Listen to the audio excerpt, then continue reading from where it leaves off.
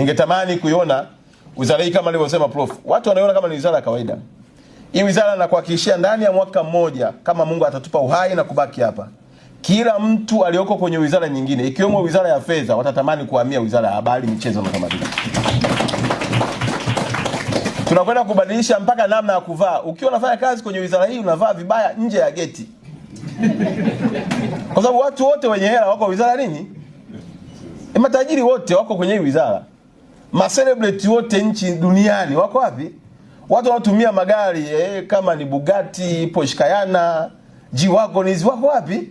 Watu wanaovaa saa za maana wako huko. Sasa wewe unaowakilisha kwenye nchi ukitembea kinyonge nyonge, manake mlango huu utakuwa mgumu kidogo kuingia. Kwa hiyo naomba kuanzia kwenye muonekano lazima tuhakikishe tunaiwakilisha wizara yetu kikamilifu.